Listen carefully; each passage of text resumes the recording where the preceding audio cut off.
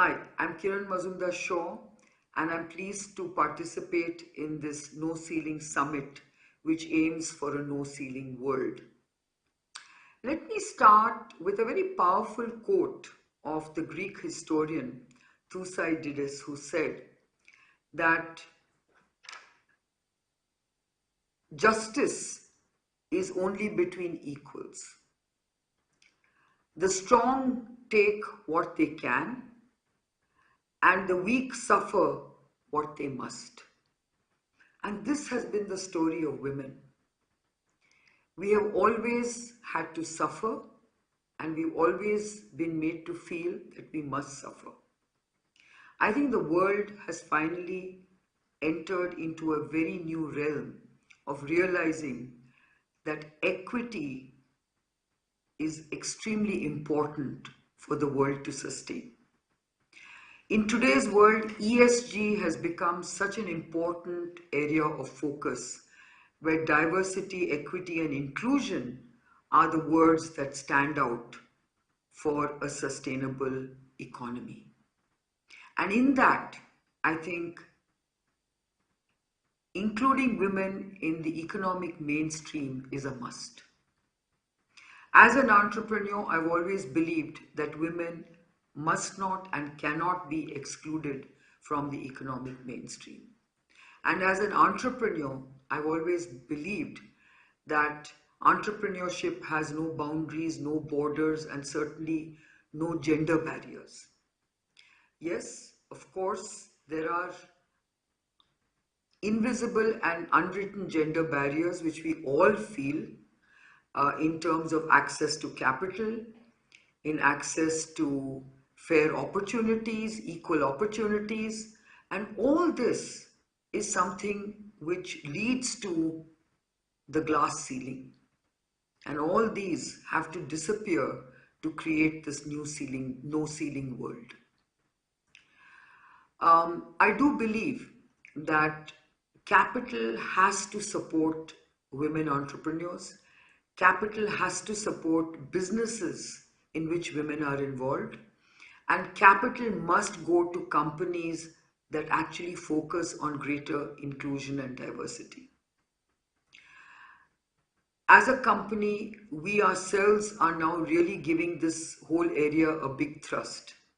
I can tell you that as a woman entrepreneur, I feel very, very disappointed that I have not been able to reach the levels of diversity and inclusion that I would like to have attained at my company. The gender ratio is not where it should be. We are still at a 30% gender ratio, whereas I would like to be at a 50% equal gender ratio. I know that even in terms of leadership, when it comes to women in leadership roles in our organization, we are abysmal. We are at the sort of 10% levels, whereas we ought to be at a 40% level. So there's much to be done. And I think this summit will actually throw the spotlight on many of the challenges, many of the issues, but also many of the opportunities. So I'd like to wish this summit all success because these are important issues.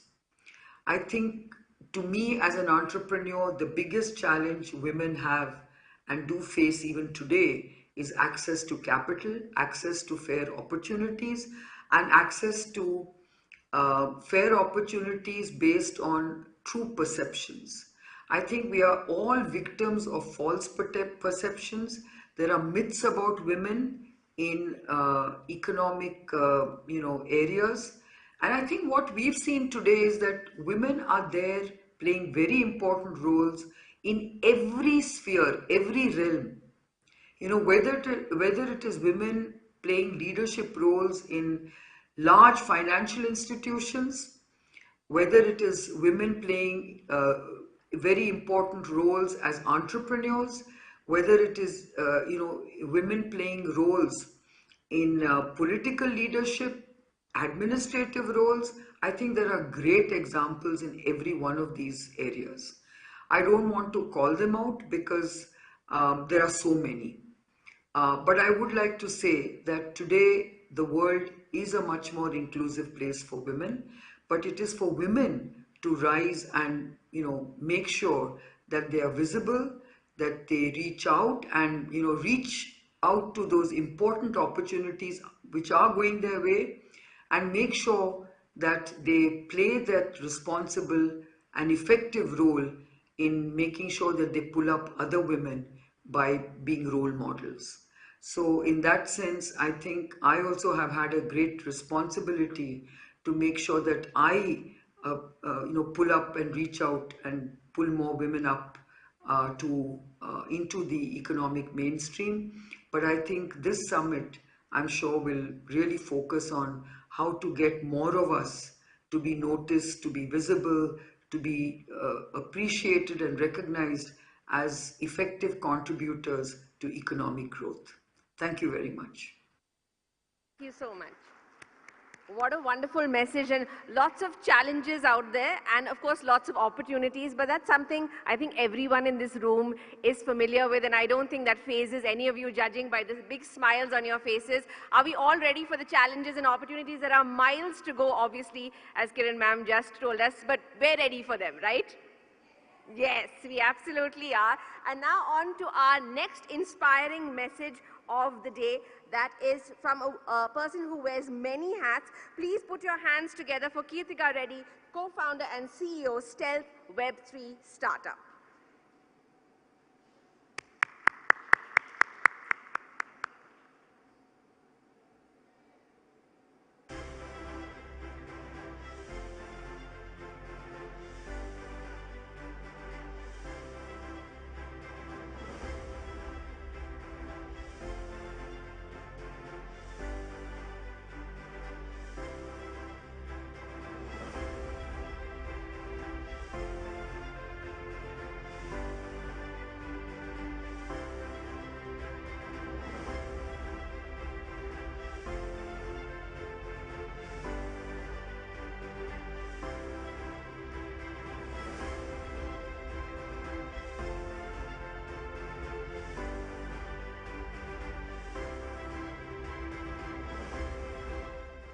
I'm so excited to be here at the No Ceiling Summit by CXXO.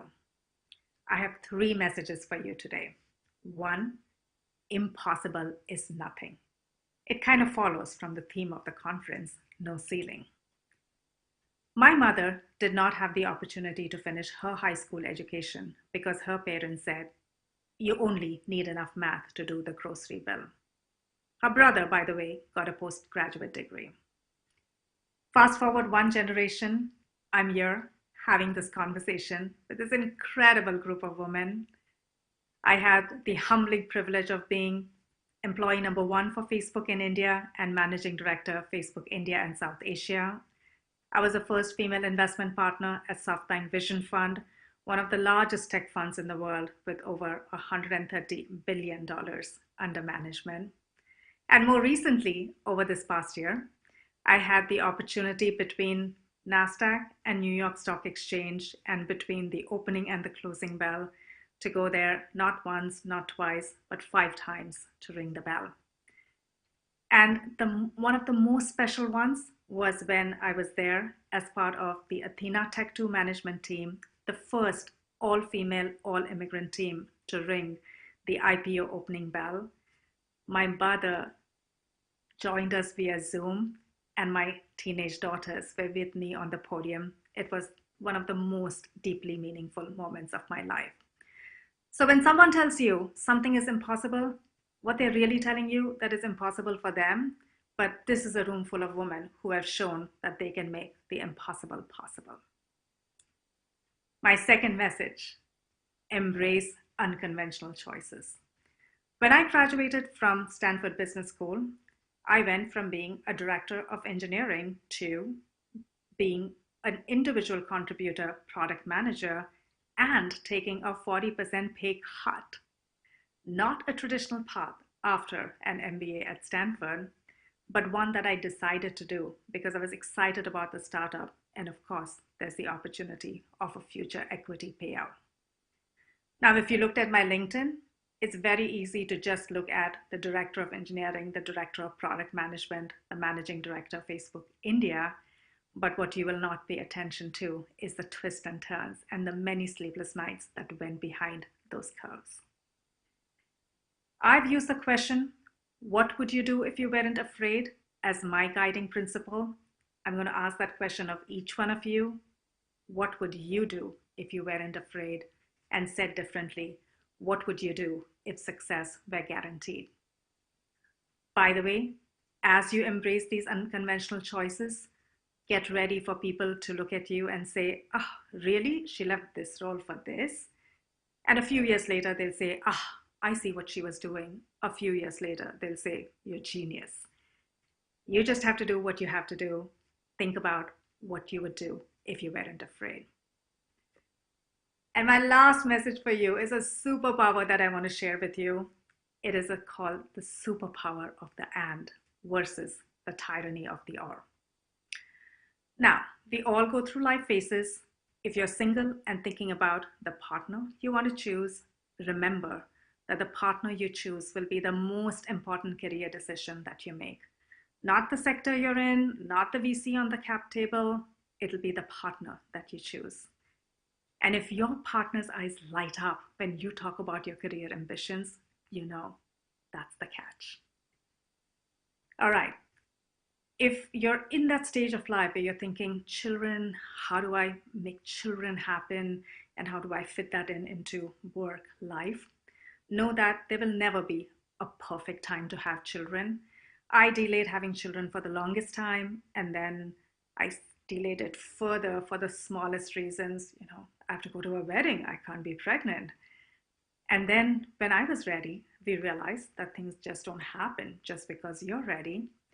Both my girls are IVF girls, and I feel very grateful for technology for the gift of motherhood.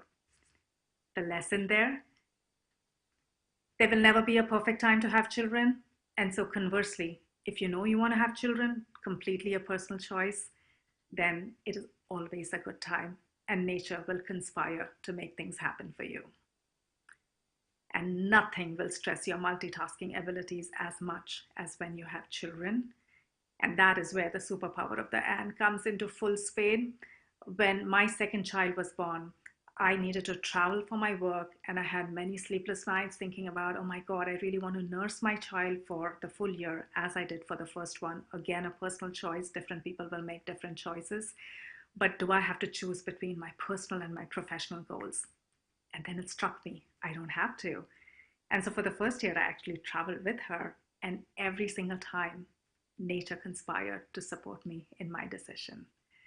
I'm not saying make the same choices I do, but I am saying when situations are presented as an or, think about whether there is an innovative solution to change that or into an and.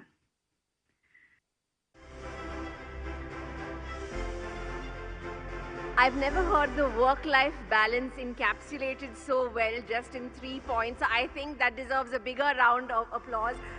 From choosing a partner to having children to managing it all, I think that was extremely encapsulating. So thank you so much for that. And we'll now be moving on to our next message of the day. She will be decoding her leadership and success mantras for inspiring the next generation of leaders.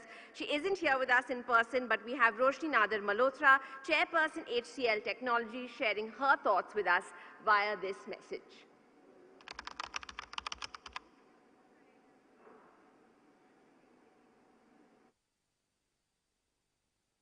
I think that women bring in a certain experience, and that experience requires two X's. Just to be able to show a diversity in a team and in leadership and the unique experience that they bring. So it's extremely important to have a platform for women entrepreneurs, future women leaders, women employers. It's a great leapfrog.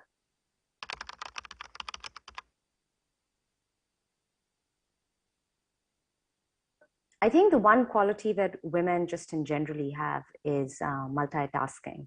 I think it's something that's innate to us. We're probably born with it.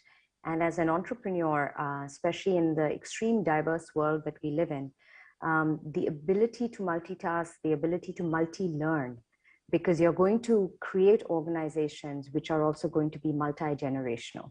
So I think it will be a great asset that women have.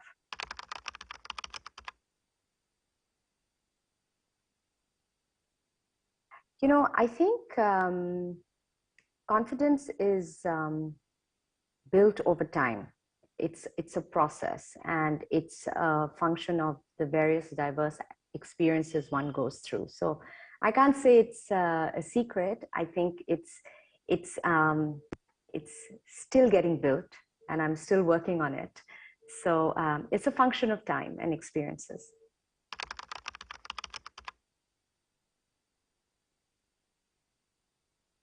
It's the ability to multitask. I also think that, you know, even women outside the workplace, on an everyday basis, they're extremely entrepreneurial, because every hour and every minute, one is making decisions that affect the outcome for others or for the context. So, you know, that's entrepreneurship 101.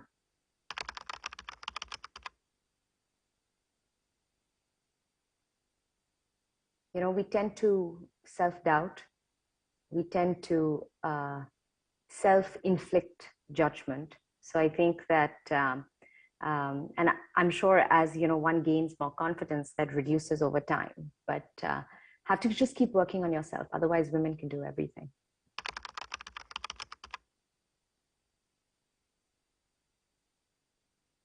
So again, I think the misconception is that if you're an empathetic leader, you're considered weak and emotional. However, if a man is an empathetic leader, he is often admired and even revered.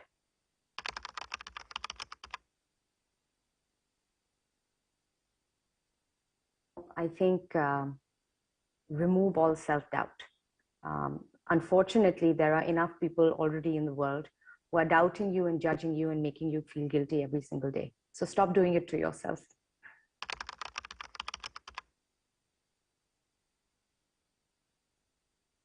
I'm a first generation inheritor.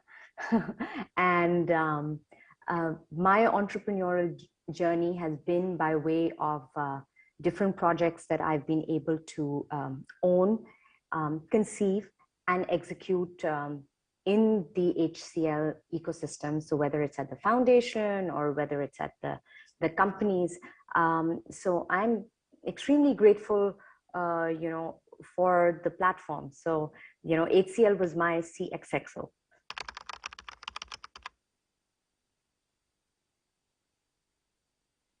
Over my very short experience of, you know, about 20 years, you know, I'm fortunate to have been surrounded by remarkable people and colleagues at HCL and at the foundation. It's amazing that when you're surrounded by people who have different skill sets than you do, or better skill sets than you do, how motivated one can be to just learn from them. So it's been extremely motivating, humbling, and you know, the journey of motivation continues.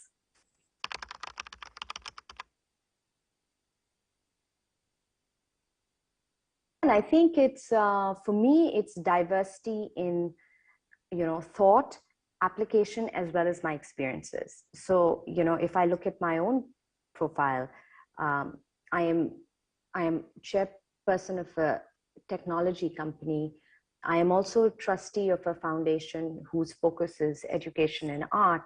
And I'm a trustee and founder of a foundation whose focus is nature and wildlife. So, you know, at any given time, there is a certain diversity in thought, application, and experience that's going on in my life. And I think that helps me be quite empowered.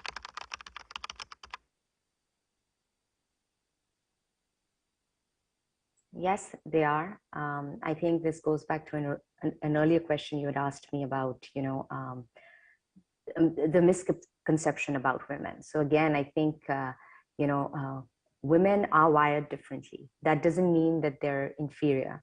So again, I think, our, a certain social bent of mind or a certain empathetic way of looking at things or a certain analytical way of looking at things. There are qualities that we bring to the workplace which are different than our male counterparts. So I'm happy that we get perceived differently. We shouldn't get perceived inferior.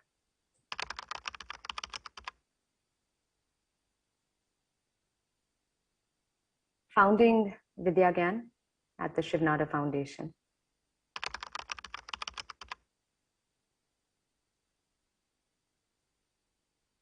Learn Tamil. I'm a Tamil who doesn't know Tamil, so shame on me. So learn a language and learn an instrument. Wonderful. I think there was one thing I noticed, everyone in the audience, when she was talking about self-doubt, everyone nodded. So we don't doubt that we have self-doubt, unfortunately, but I think that's going to change with today's No Ceiling Summit. And here's a little bit of an introduction as to what we're going to go through today.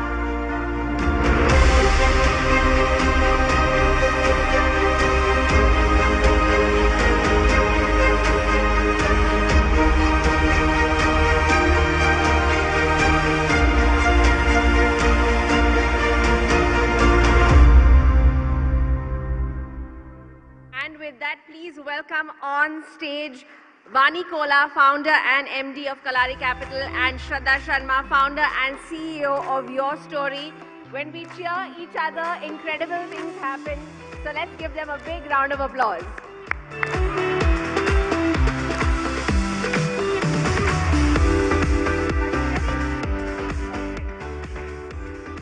Wow, today is amazing.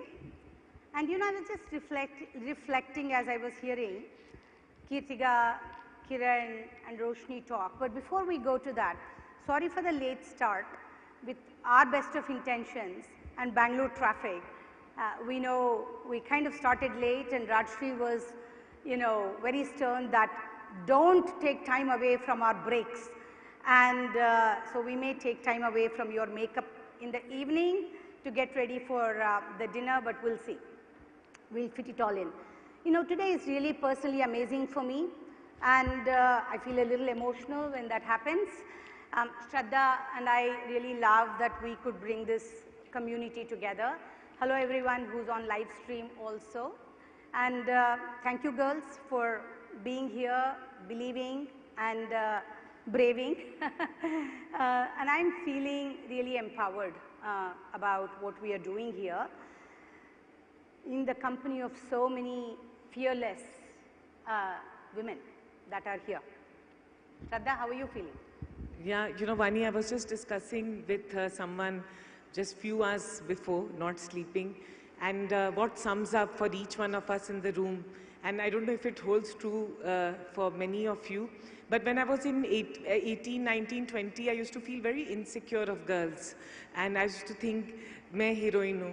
But one of the amazing things about being a woman, and you realize with time, कि हर मैं heroine हूँ and तुम भी heroine हो, और हम सब heroine हैं, or this room is filled, and that comes from a place of genuine empathy, the word that we heard, because that genuine appreciation, वो जब life as a woman, when you see that there are so many ceilings, not just for me, but for every woman, that you start standing. And today, I'm so proud to be standing with you, Vani, because the only thing that we could do is create a place, a safe place where we stand with each other. We don't bullshit, we stand, and you today are doing this, and I'm very excited that we're doing this together.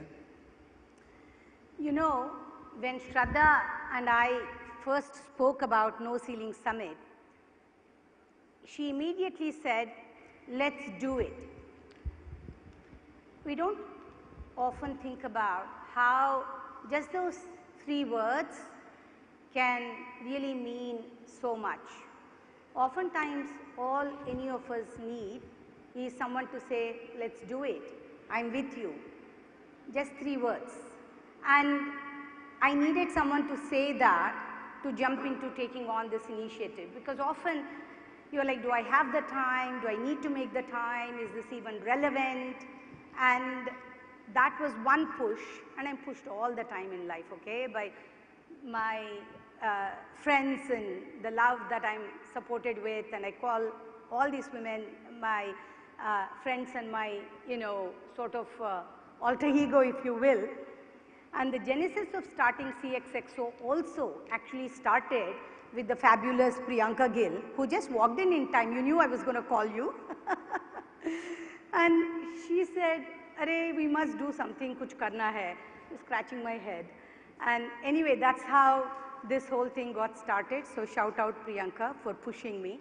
You know, the thing is, both of them are women founders that we have funded, and don't believe what they tell you that I am difficult on the board. They are all very difficult on me, okay? So I get to say it first, make my case. But anyway, you know, the many women who have asked me to do this is really where I even got the courage to get this rolling.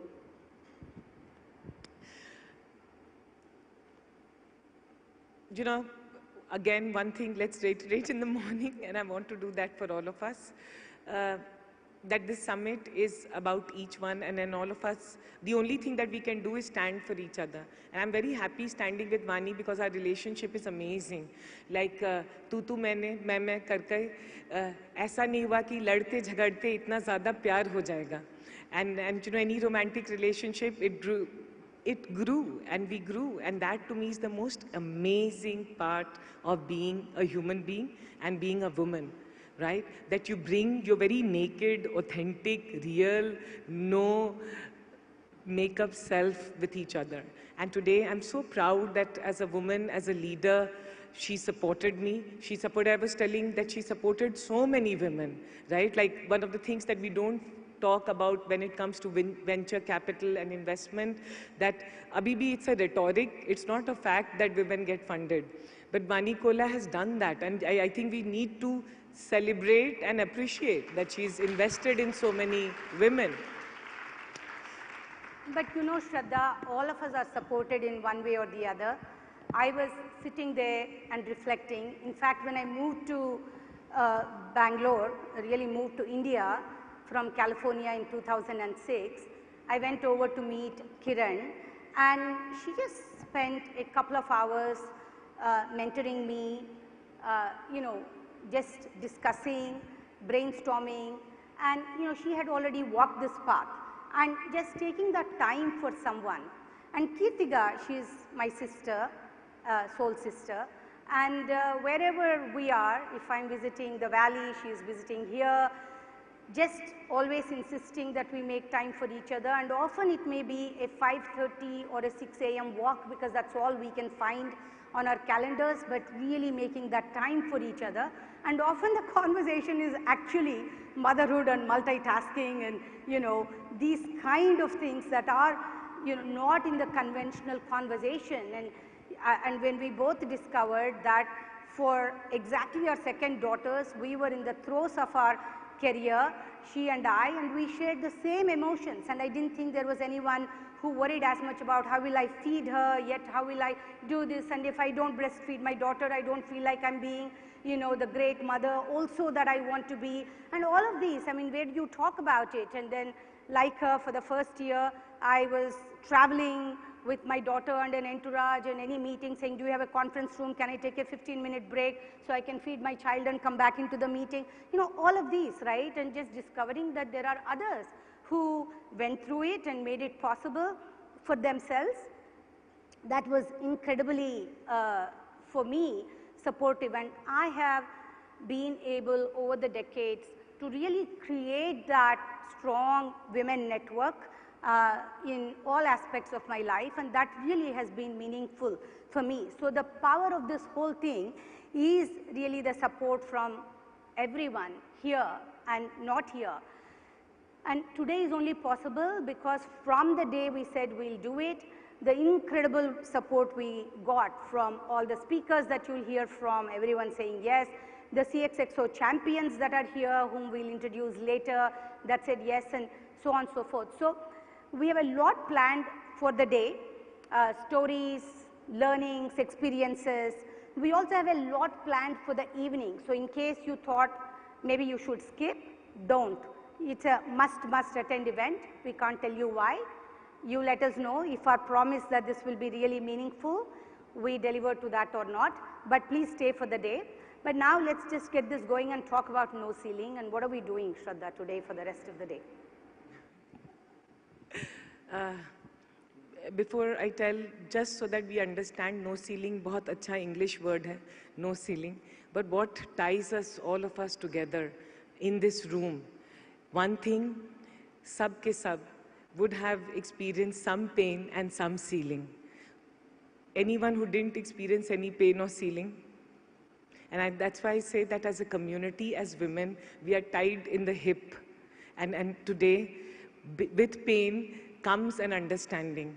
And as Vani said, while we support, I am looking and we are looking that each one of you today will support each other. And that is what No Ceiling Summit will not be a success when each one of us today, while we get so much from the event, also pledges and says that I'm going to support each and every one and do things. We are all participant in it together.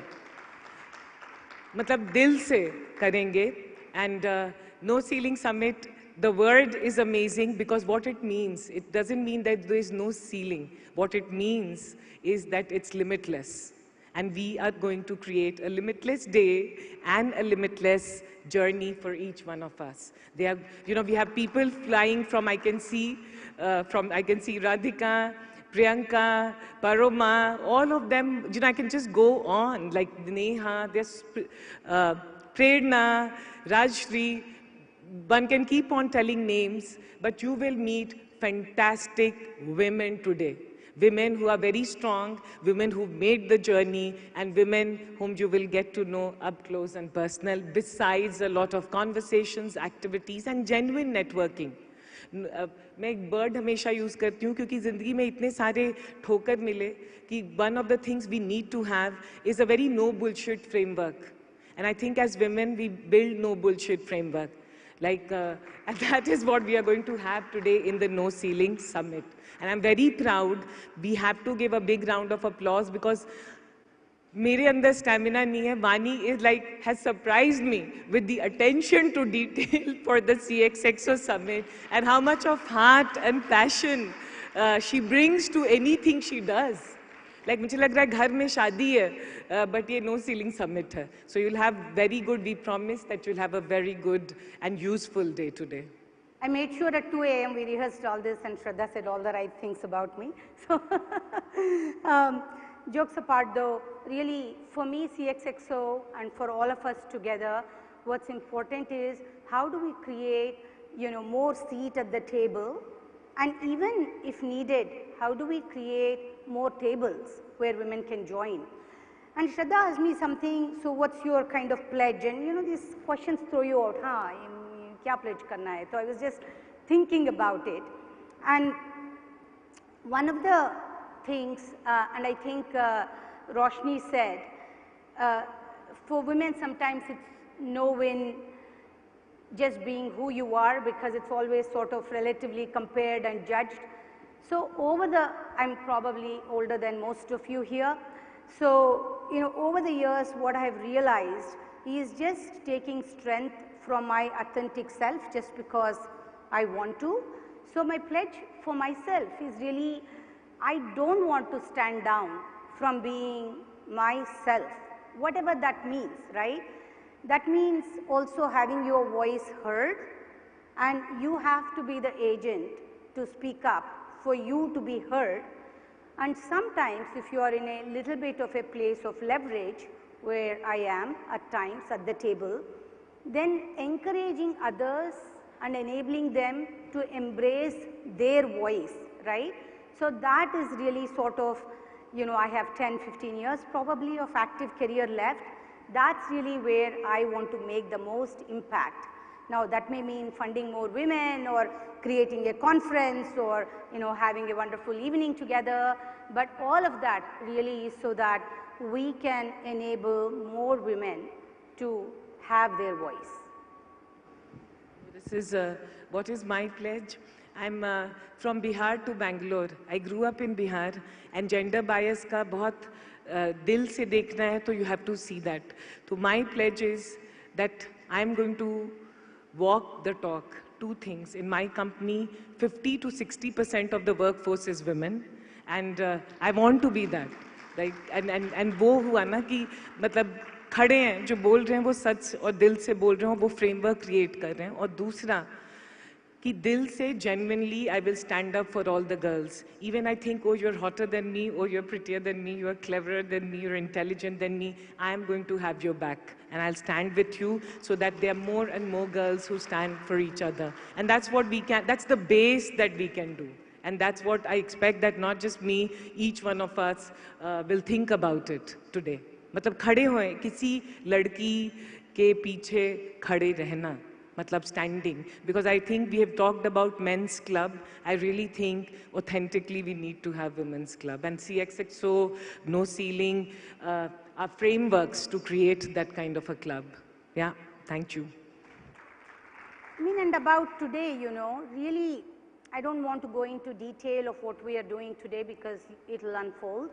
But really more importantly, this is not a how-to or a technical conversations we wanted to have today. We wanted to hear each other's stories and every speaker here, and we invited audience also to be speakers because everyone has something to share. And we have something to learn from each other and our life and our experiences. We have women from whom we can be inspired, from the courage they've shown, from how they've handled their setbacks.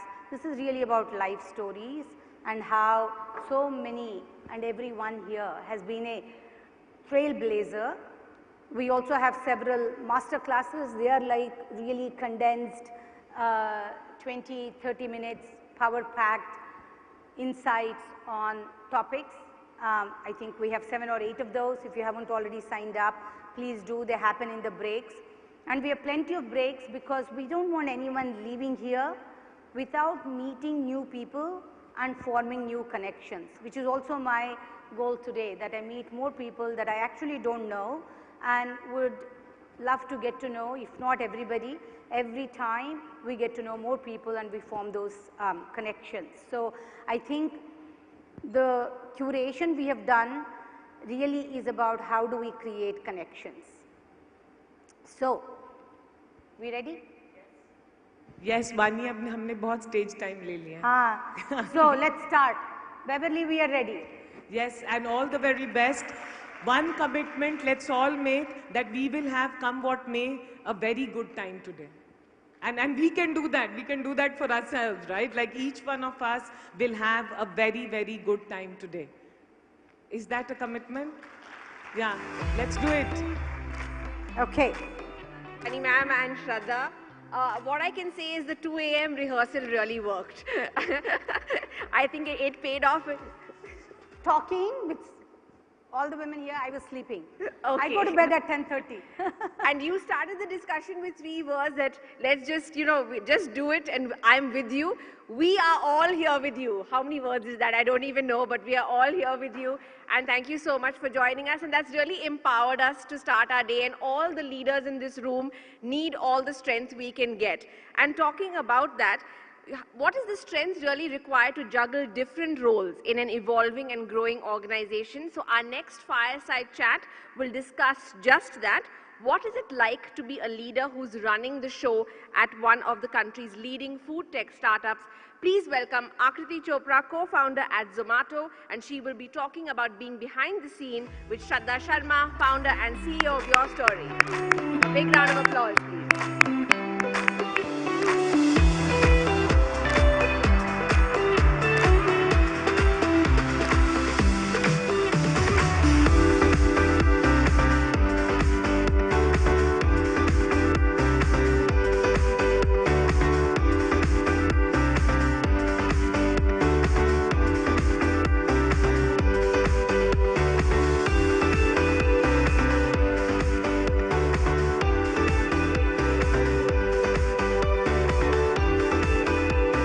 Can we have you both on stage, please? Shraddha and Akriti. Thank you so much. A big round of applause.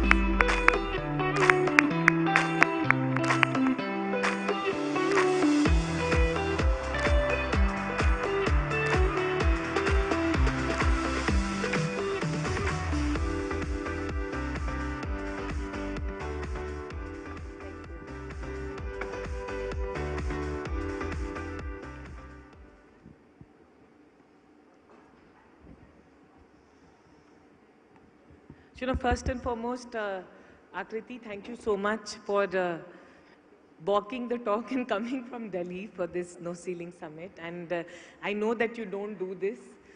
You don't like to be on stage and front and center, but thank you. That really clearly shows your commitment that you want to do this for women. And thank you so much. Thank you for having me. And you're right, like when Vani reached out, I was like, I don't usually do this, but just the event and the cause is close to my heart. And I said, okay, if there's any time to start, this seems like the right place to start doing this. So happy to be here. Yeah, and we hope that this is just the start to many more conversations that you do. Brings me to my first question, and this is for everyone in the room. I've been tracking the startup space for the last 12, 14 years, and it's still very rare to see a woman leader who's the chief product officer, who's the CFO to CPO, and be in that leadership role in a company which has created one of the high value when it comes to startup outcomes in the country. Akriti, I want to understand that, and why is that we still have very few women in those roles, in the position that you're in. If you have to look back at the last 10 years and say that, listen, these are some of the things that has got me here, and that's why I'm here, what would those things be? Sure. I think it's a combination of few things, right? I mean, luck, of course, had its part to play. Let's go back a little in time. I was at PwC before I joined Zomato. I was doing my chartered accountancy articleship there, and unfortunately, my career journey started with failure. I wasn't able to clear my chartered accountancy final exam. It took multiple attempts to finally get through, but I was fairly disillusioned with the profession at that point, and I just wanted to run away from finance. And Zomato happened because a friend of mine said that, and 10 years ago, the startup ecosystem was not what it is today, right? It wasn't still that common for people to join younger organizations where, sometimes the founders are also younger than you or, similar age group as you. But it just sounded so interesting and exciting to wake up every morning and come to an organization where you had people who were as motivated, as charged, and on a similar wavelength as you. So I guess the luck definitely had a part to play, but I think the other thing that really propelled me to continue doing this was the support ecosystem that I had, right? I know for a very long time, my parents, for instance, didn't understand what I'm really doing. I eventually, qualified as a chartered accountant. I was like, okay, let's get you a real job now. I was like, no, this is fun. Like, I'm having a great time here. And I think the people in Zomato, be it Dipinder, Pankaj, our early investors, Sanjeev, Sequoia, all of these folks were very, very encouraging that, and provided the kind of mentorship that I needed at that point of time to really come into my own, figure out what is it that I am good at, what is it that I can do, where can I add value to the organization. So it's about finding that community of people that is rooting for you. I've been fortunate to find that in my family, my husband, my parents, my in-laws, friends at work, friends outside of work, right? So yeah, I think that's really been the support system that has propelled me forward. So Akriti, what I'm picking is one, that it's good if sometimes we fail, because that could lead to some of the biggest opportunities and things that we do. And as we're discussing, that having, enabling, encouraging people around you. But I won't let you off the hook by saying all these things, because yes, they play an important role. But somewhere, I think we also show up. We also bring ourselves for things to turn out and the world around us to shape us. I want to understand from you, what were some of the inner things in your mind, in your attitude, in your behavior, in your everyday tool that you brought for the environment around you to shape up, to get you where you are? Yeah, I think we're, or at least I am not particularly good at, attributing some of the things that I would have done, like you said, just showing up and persevering through, I guess, the 10, 11 years now almost that I've completed at Zomato. But yes, I think through this journey, initially when it started out, it was, showing up was fun, because you were getting to do something exciting with people. But the journey hasn't been a smooth one, obviously, right, for Zomato, and I guess that also, translates to you, because when the organization goes through a tough time, you are also left questioning, should I jump ship, should I do something else? A lot of times, through this journey, I've formed very deep connections with people who were at work, but when they moved on, I would question, should I also be thinking about something that they are, they're clearly onto something that I haven't figured out, right? But so those moments of self-doubt have obviously crept up, but I guess persevering and my resilience to face whatever came through these ups and downs, I think has gotten me to where I am today.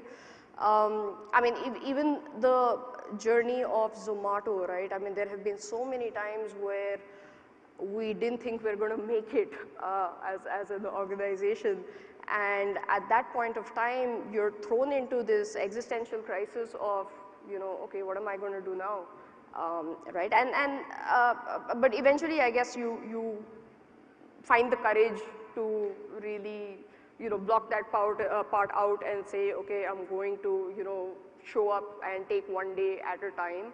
And I think that has been fairly critical. And I think through this 10-year journey, what has been special for me is that I have had the opportunity to do so many different things that I didn't think were possible. I joined in operations, I quickly moved to finance. I'm currently leading the people charter as the chief people officer. And these are things that I didn't think I was capable of doing, right? So there have been times when I've gone through this journey, the imposter syndrome has kicked in hard, and I'm sure that's probably something that a lot of other women also face. And it's that personal journey of eventually just finding that there is something that other people are seeing in you, so you borrow that faith a little bit, come into your own, and over a period of time develop that confidence of just being comfortable in your skin and accepting who you are, what your strengths are, and what your limitations are. I think like that process has really been transformational, and honestly that's the process that has also brought me here today. I was like, okay, big deal. Like, what am I going to be, say which is not going to be right? Like, how does it matter? It's something that I've done for 10 years. I'm happy to talk about what has gotten me here. And I think, yeah, it's a continuous journey. I don't think I'm there yet, like fully comfortable in my skin, but working on it. Yeah. No, thank you for sharing so candidly. I want to ask you this, that, and I want to say in the presence of all the women here, that I have been going through a lot of personal inner challenges, and I went for Vipassana this year. And somewhere I think it has changed my life as a tool, because nothing else, as a tool, it has centered me so much within. I want to ask you if you had to share, because the journey and 10-year journey with ups and downs and the kind of good, bad attention that one has got, what are some of the tools that you've used on a practical, if you could say, which has helped you to anchor? I think one was, and I've always felt that, I have all these thoughts which are perpetually racing through my head, but never really till, let's say, 3-4 years back, put that down. So journaling has actually helped me a lot. Just bring, some clarity to what I'm thinking. It's also helped in situations where I'm feeling anxious about certain things, right? And the tendency of the mind is usually to blow things out of proportion, but as soon as, I write it down, I'm like, really, this is what I'm worried about? Okay, move forward. This is not that important. So journaling has definitely helped me a lot. I think finding 2 or 3 people who you can really be yourself with, who can also hold you accountable and show you the mirror, right? I think that has helped, and I've been fortunate to find that in my husband. I have 2 very close friends, one who's a guy, one who's a girl, who are, really those pillars for me, that anytime I am having self-doubt, I will have a conversation, and they're able to sort of help me cope with that. I think 3 other things which have been really meaningful. I think meditation, and I'm not as consistent as I would like to be. I'm not entirely sure what part it has played, but I know for a fact that I'm better for it. I think focusing a lot on myself, whether it came to my physical fitness, whether it came to my emotional and mental state. So I got a therapist relatively recently, about 8 months back, and I've been seeing her regularly, and that has really, helped unpack a lot of things that conversations have really helped me unpack a lot of mysteries really of why some of my behaviors have, shaped the way that they have. So yeah, physical fitness, working with a therapist, and finally finding some things that I am passionate about outside of the work that I do as well, right? I really enjoy playing golf, so I have restarted doing that. I do a lot of doodling on my iPad, so those are little things, but they give me joy and happiness. Thank you for sharing, because I think most people in the room would find this useful and relate to this, and thank you for being vulnerable and so open to share what you do. Thanks. Yeah, I highly recommend that, getting a therapist for everybody. It doesn't have to be that, you're dealing with some really severe mental crisis. And ever since that I have been doing that for the last year or so, I have been encouraging pretty much everyone and anybody who will listen to me to go get a therapist. Yeah, I hugely endorse this, and yes. Akriti, now I want to switch the gear and ask you a question, which I'll do injustice if we don't ask, is what does it take to be the CPO, an effective CPO? Because our Prime Minister a year back had made this statement that India needs more product managers and product thinkers. We have very interesting apps and things being built, but we need product thinking. What does it mean to be an effective CPO? Right. So I'm actually leading the people charter, not the product charter at Zomato, but happy to answer that question anyway. I think, you know, there is a lot of work that goes into understanding the nuances of what the customer problem statement that you are really solving. And I think that is key to doing an effective job, not just as a CPO, but, you know, as a product officer, but actually any role or any, you know, leadership position that you are handling at an organization, you really need to know who your customer is. So if it's product, it could be the end customer that you are serving. If it is, you know, in my case, the chief people officer, where it's the employees who end up being your customer, right? So I think just really getting to the nerve of what is the problem statement that you are solving for the customers is really key to doing an effective job.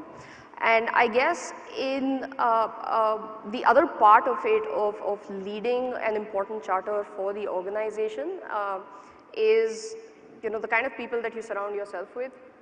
That is really important, and I guess that dictates a large part of who you are as a leader as well, because leadership is not so much about you, it's really about the people and working through people and, you know, making them really successful and eventually getting to the goals. So yeah, I think those two probably, you know, in my opinion, would be key things. You know, I was just thinking what a bias one has in the startup ecosystem. I saw Akriti Chopra, co-founder and CPO of Zomato, and I was like, CPO, हाँ, Chief Product Officer होगा. But people, I think it's, everything is people. Tell me, अगर एक नुस्खा देना हो, that how do you make in today's environment people work effectively together? What?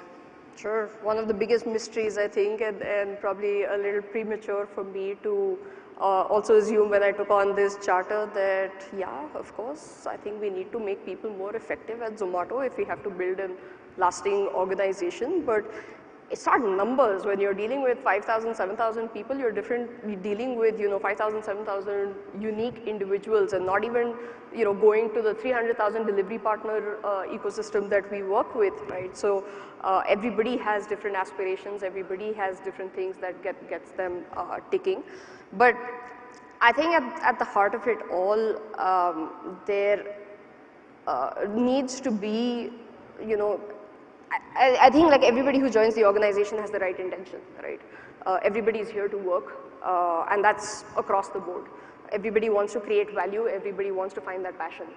I think what is important and critical to do is really find what are people good at and the cross section of what is it that they find happiness doing, and that's really where I feel people are most effective, right? So if you're able to do that, and that's a hard one to do because not everybody really knows what they find happiness doing, and that's why, you know, personally in my journey as well, and as a practice at Zomato, we really encourage throwing people into different problem statements, encouraging them to actually form a multi-dimensional viewpoint.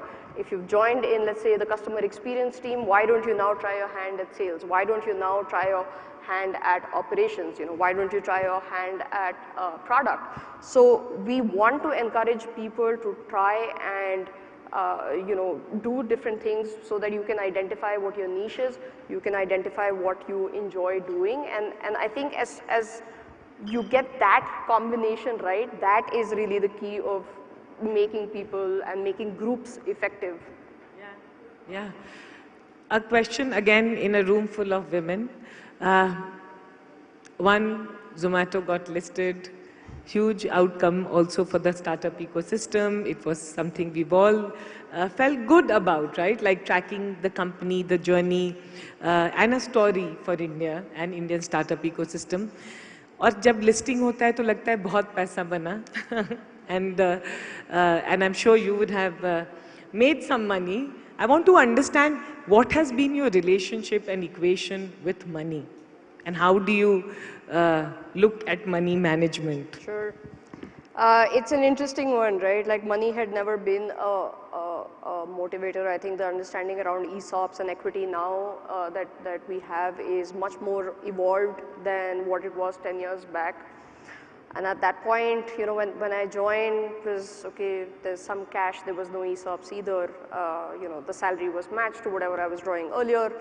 And I was like, cool, okay, sounds fine. And of course, I mean, through the years, I guess the cash compensation is typically a little bit muted, but the way I felt, and a lot of people I think back then felt, was that, you know, you still get to wake up every day, come excited to work, and like Monday mornings are not, oh my God, I have to go to office again, right? So you're waking up with that energy, and that was totally worth it, right? There was some equity, you know, that obviously got passed along through the process, and you know, as somebody who was leading finance and was in charge of actually, you know, explaining to people how ESOPs work, in my own head, I was always, oh, this is paper money, don't know whether this is, you know, really even going to materialize into anything or not. But of course, when the listing happened, it did, and of course, it was a phenomenal outcome where I don't think any of us had really, you know, thought that this is going to be possible. And I guess the relationship with money is also, and managing money now is still, you know, something I am discovering. I think there is obviously a lot that financial freedom gives you. You know, it takes care of a lot of basics and noise that you have in life.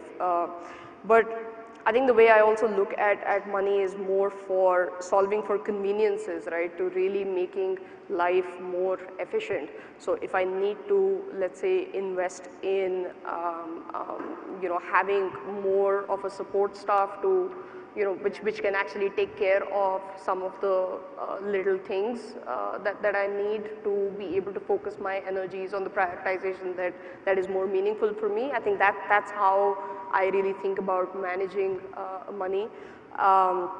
I don't think the lifestyle has significantly changed. You know, sure, there are a few things that you gift yourself once in a while, but yeah, that's sort of about it. Okay, now this, let me go through this set of rapid fire. No. Are you ready for that?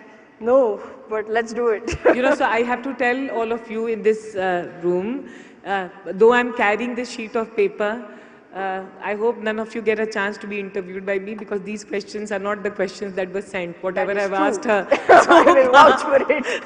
And for your coming out, you did fantastic. So let's start with this rapid fire. This rapid fire I'll also have to go through. Okay, Akriti, ready? Yes, let's do it. Okay. What motivates you to get out of the bed in the morning? I think the people in my life that I get to interact with every day, people I work with every day. Okay. People in your life with whom you work every day? People in my life, family, people I work with, both sets. So the humans in Yes, your the humans in my life. Okay. Name an Indian business leader who inspires you. Ratan Tata. I think just the kind of organization that the Tatas have built is really aspirational. I think it's a multi-generational organization and something which for sure will outlast, you know, any one person. But that's an aspiration that you know, I would love to get Zomato to. Yeah, I agree. What has been your biggest accomplishment of this year so far? Okay, on the personal front, it's been the ability to take off 10 days from work, just switch off completely and not feel guilty about it. The not feeling guilty is the part. Brilliant.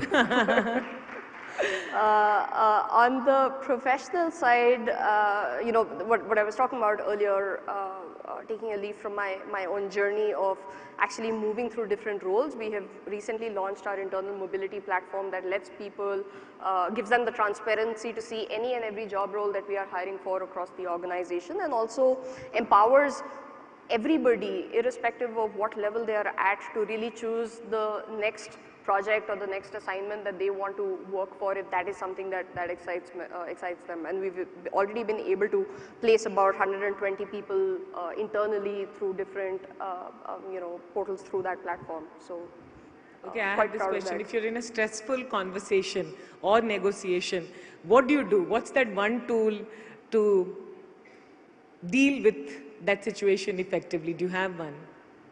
I go quiet. I go quiet for a bit.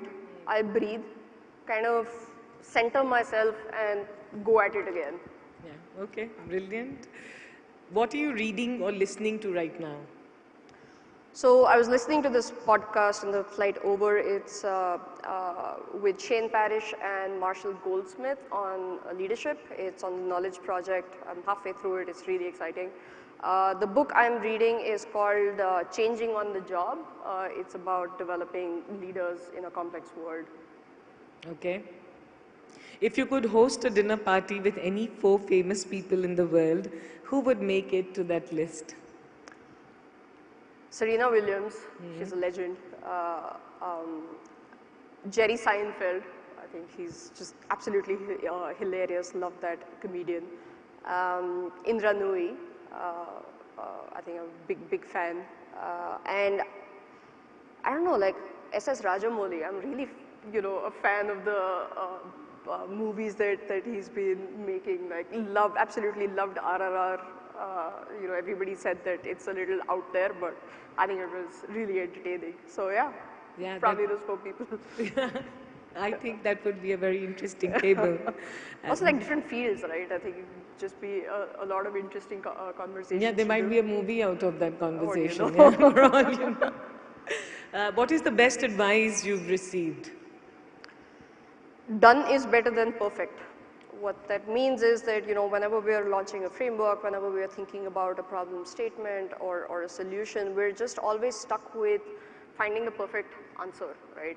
Yeah. And you end up pushing out, a solution because of that. So even if you're able to get an 80% answer out there, I think it's great to do, because eventually you're anyway going to have to iterate on it. There are so many variables that you can't always, foresee at that point of time. So yeah, just getting to an 80% answer, shipping it, and then sort of iterating from there on. So Yeah, done is better than perfect. So, speed over perfection. Sure. Yeah, okay. If you could travel back in time, what period would you go to? Back to the basics, like when the Homo sapiens really, started, the Neanderthals, and living in caves and discovering fire and inventing the wheel and all of that. And I think that'd be pretty interesting to see that phase of human evolution. Okay. Now that you're going back to that time, the other question is, if you could ask God one question, what would that be? Well, God, higher being, is there life on the other planet? Let's just get both those answers.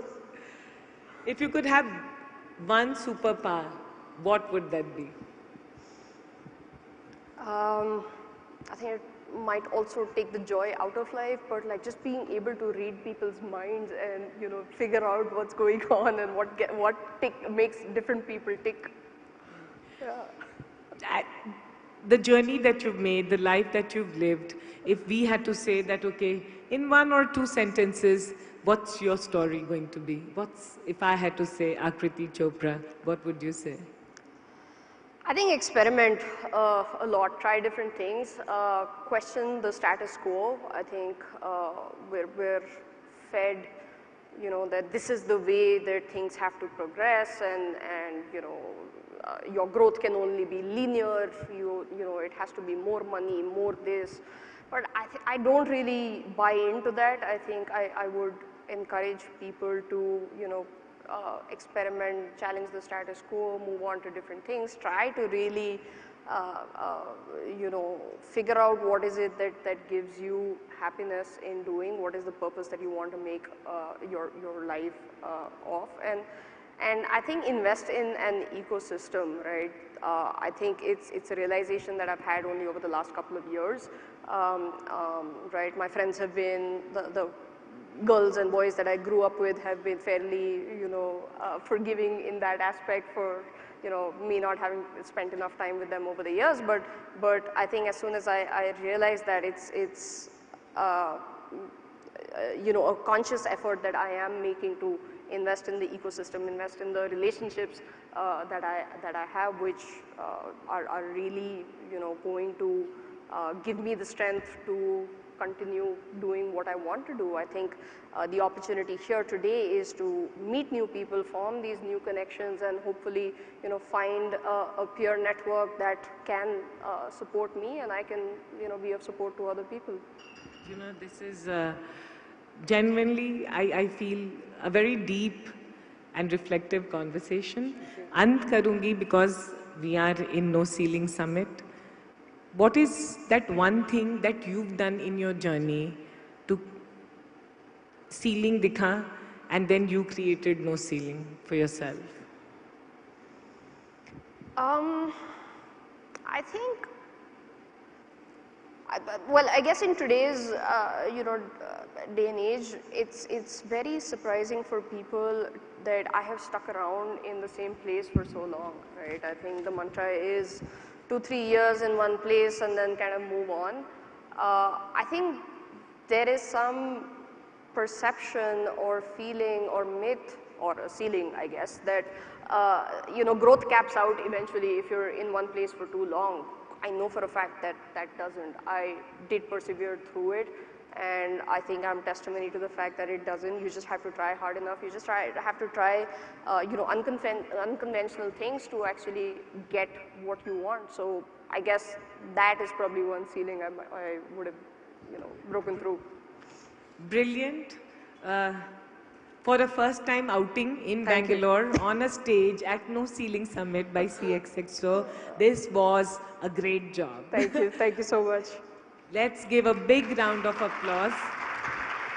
Thank you. Because this is a commitment. This is a commitment to come and stand up, show up, and be very vulnerable and share, because I think there's a lot we have picked up from this conversation. And most importantly, what I've picked up, Akriti, is that while you've done a 10-year journey in Zomato and done fantastically well, what you've done is made a very deep inner journey along the way. Thank you. Yeah. Thank you.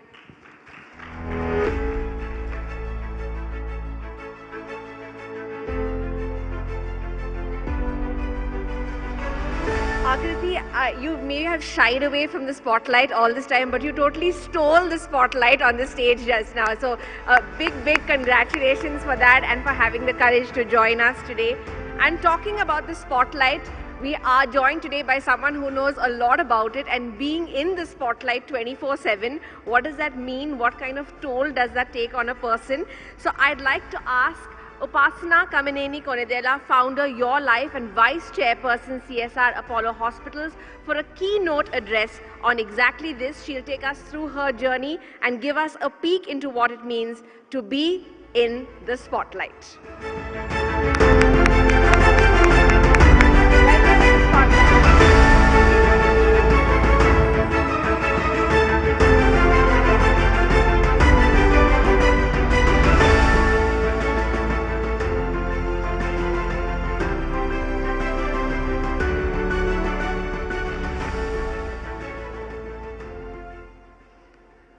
Thank you all for having me here today. Being in the spotlight, how many ever times I'm in the spotlight, it makes me nervous. The thing that annoys me the most about being in the spotlight is that I cannot come in tracks anywhere. So I have to be well dressed and be put together. But here goes. So people call me an entrepreneur, they call me a philanthropist, they call me a very privileged woman, they call me the wife of a superstar. I have so many names, but I call myself a passionate lover. That's what I call myself. And I call myself this because the world needs to understand that I'm in the business of love. I'm not Shadi.com, but I'm in healthcare. And the only reason people realize the value of being healthy and staying healthy is because of love. And if you don't value the relationship in your life, you're not going to value your health or your loved one's health. This will resonate with you once you go back home and put that food on the table, or when you're sleeping at night, making sure you have the best sleep. So according to me, love is the biggest super drug. I've seen people, in the hospital, and some people have a huge reason to still live. And I've seen people who really are not so in love and want to pass. I'm sorry to be saying this, but I truly feel that medical science can work its way to about 60–70%. The rest is all in the person's hand and in the relationships that they hold with each other. My entrepreneurial journey is all about helping people heal with dignity and empathy, or help people stay well by respecting themselves. The Apollo Hospitals group is in the curative space, and their vision has changed to keeping people away from the hospital, and that's what we are focusing on right now. Preventive care is what we really want to do, because we cannot handle the disease burden that the country is going to have or is having currently today. My approach is very clear.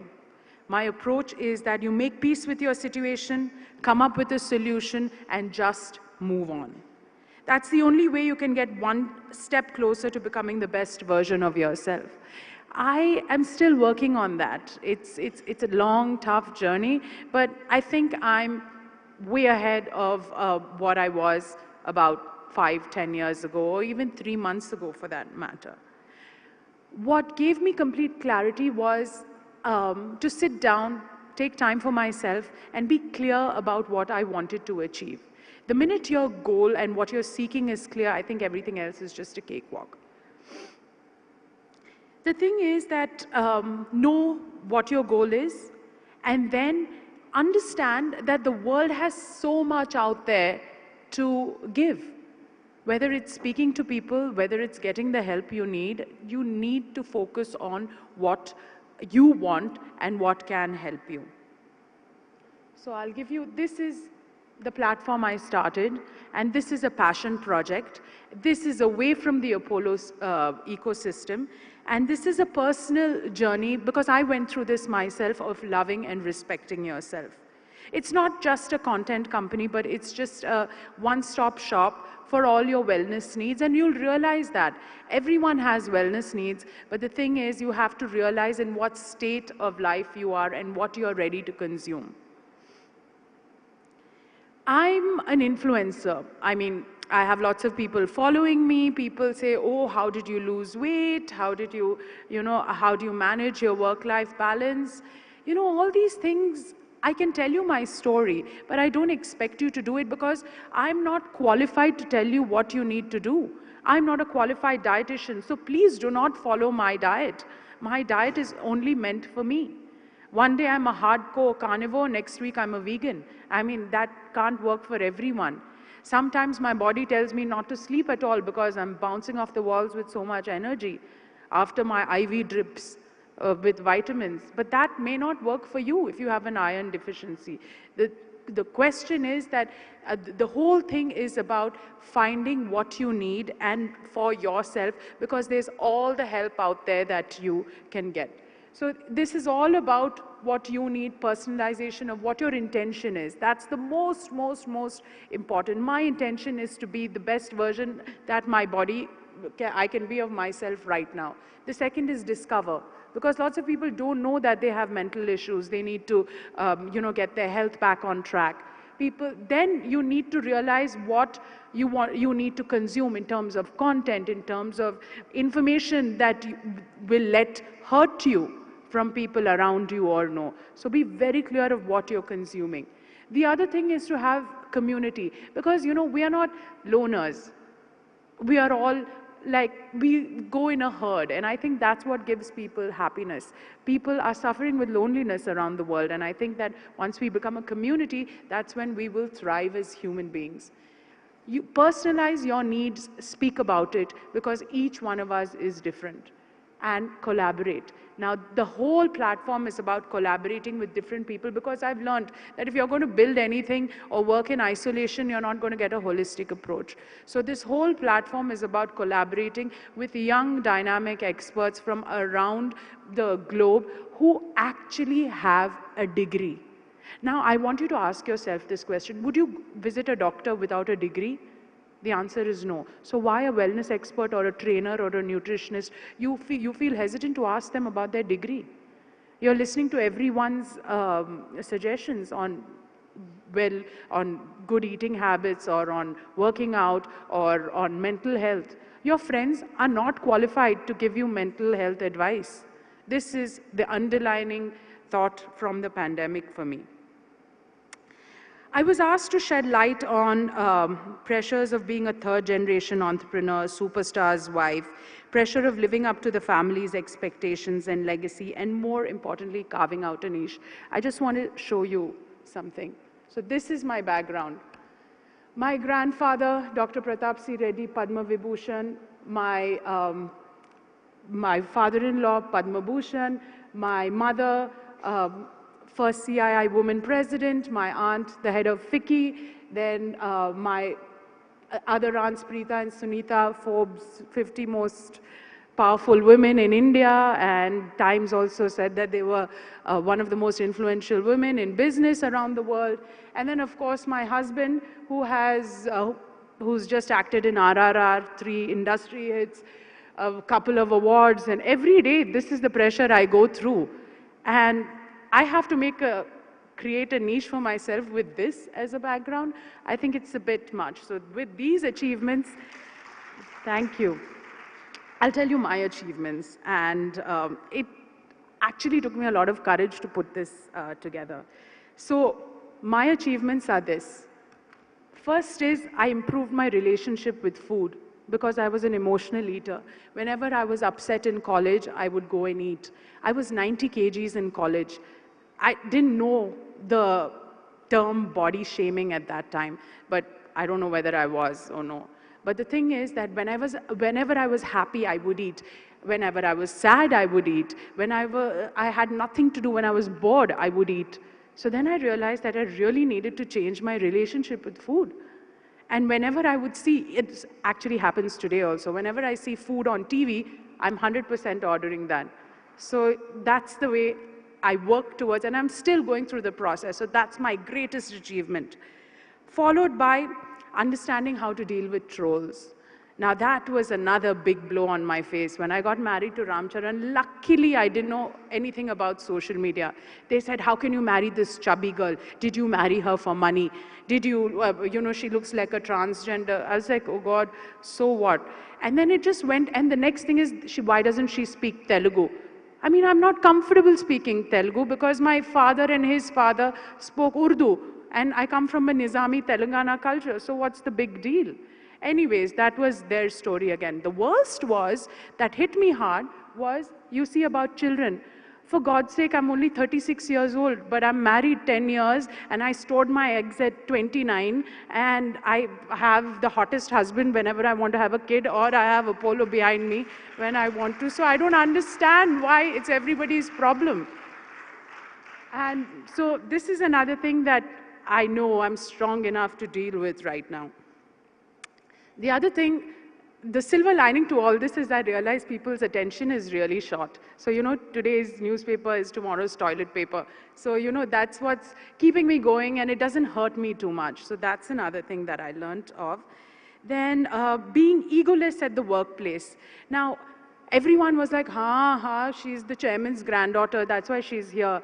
But no, I really work my ass off to be here. I work much harder than you. Whenever I walk into the hospital or I walk into my office, there is so much baggage that comes behind me and so much work that goes on in my mind. I start working from the second I get up.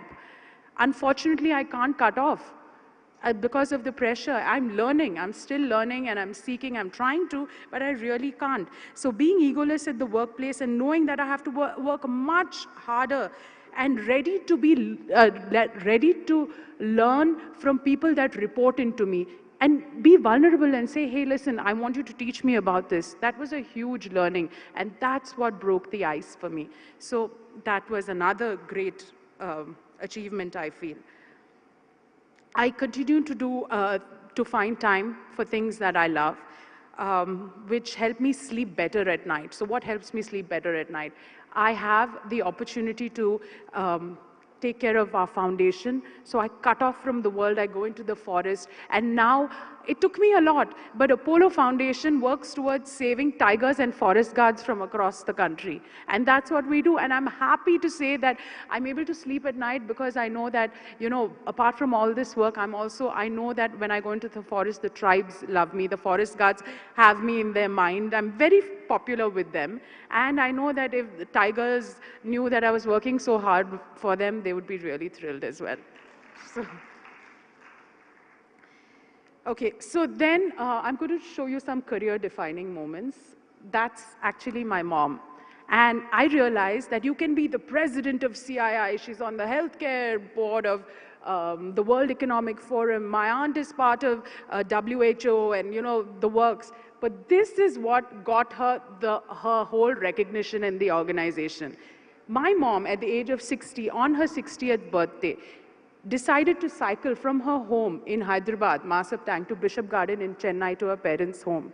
And she just went cycling. She took a bunch of friends, my dad, and she said, I'm going to cycle. And at every stop, she had people from the Apollo ecosystem coming and cheering her on.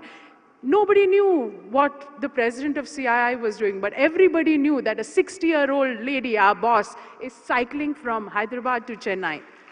Then I realized these are things that people connect with. And you need to keep constantly motivating people in your organization with cool things like this, because it's good for yourself and good for the organization as well.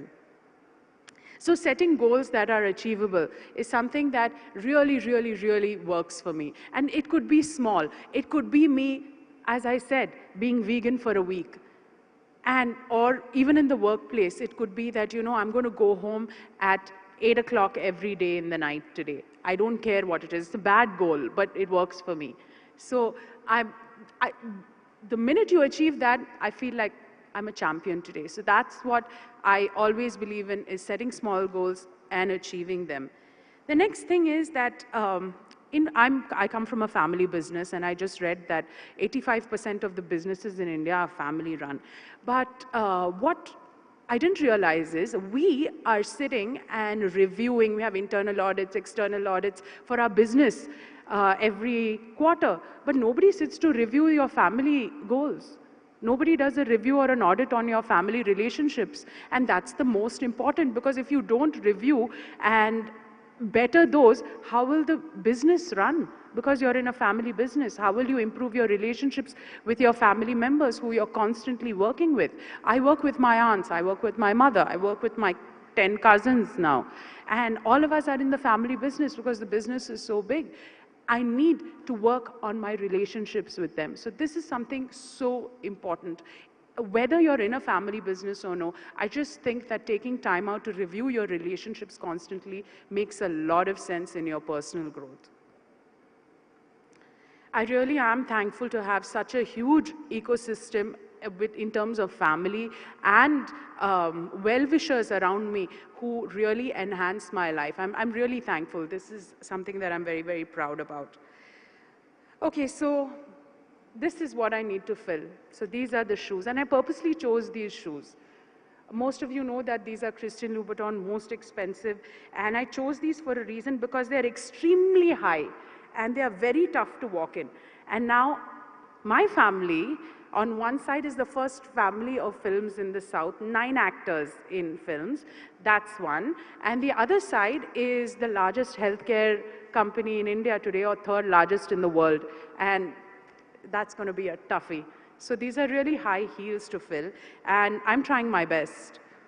The other one is that, in the space of work I'm in, it becomes a little uncomfortable. By the way, for me, I have really broad feet, so these shoes are so uncomfortable for me, just like the work that I'm doing right now, because I am trying to create a business out of giving people, not giving actually, requesting people to stay healthy. And that's in your hands. If you just stay healthy, then I'm out of my job. But the problem is that you're not. So Sometimes it's uncomfortable for me. You know the peep toe you see there? The peep toe is for the degree of spunk I can bring into the business. Only that's the only bit I'm allowed, because I come with such a legacy and I have to live up to the expectations of so many people. By the way, I created Your Life because I wanted to talk about sexual education. I wanted to talk about why Apollo Pharmacy's highest selling product are condoms, but nobody talks about it. You know, because the whole organization is like that. So that's why I was given this peep toe to speak, to add that spunk. The red is for the uniqueness of the brand and what I carry as a family from both sides. Everyone identifies the shoe with the red. So wherever I go, even if I try to cut off, I will still be identified as part of both families. So that's where it is. And in very few, less than 30 days ago, Vani and I were chatting, and she taught me some great leadership skills. And this is what my leadership thoughts are. So, when you go into the office and men look at you, they're like, oh, you know, you either become a mummy or they start winking at you thinking, you know, I want to date you. So that's what happens in all these, I've heard it so much from people working in my organization and others, and I read a lot of comments online also. But I think, you can't help it. People were tuned like this from generations. They can't see you as an entrepreneur, but now that's changing. But I want you to read that line below. But I sure can get the best out from you. And that's what women bosses can do. Women co-workers can do that. And I really think that we as women should focus on that as our focal point. Over the years, I've learned to be upfront, kill the family atmosphere, because the dynamics are totally different in family. If I'm the same way I am with my family in my workplace, oh my God, my workplace will be such a tough place to work in. Loyalty versus productivity is something that I always look at. You need a mix of both, but you need ways to measure these tangibly and intangibly, loyalty and productivity. Otherwise, you'll end up making emotional decisions in your workplace. And I've seen that. People come to Apollo and they're like, oh, we started our career when the hospital started. We just celebrated the 40th year. So what does that mean? But you're not productive, but you're loyal.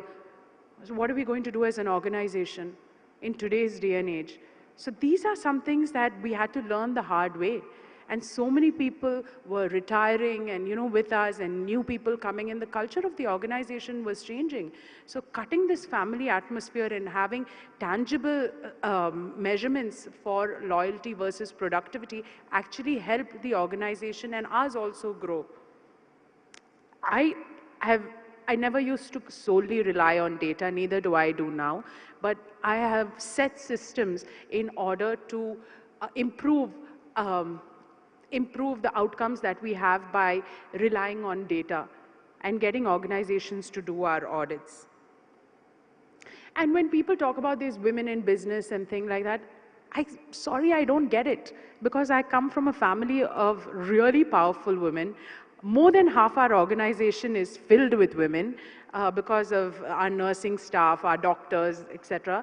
And the thing is that what I learned is that women, man, other, I don't think it makes a difference in today's day and age. I know we are fighting for it, but the thing is that you need to change that mindset in your head, because I never felt that way ever.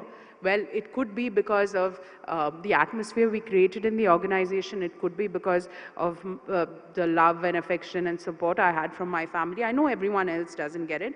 But if you're a forward-thinking boss, then I think that progress, passion, performance, persistence, and peace is what you should be looking at in the workplace.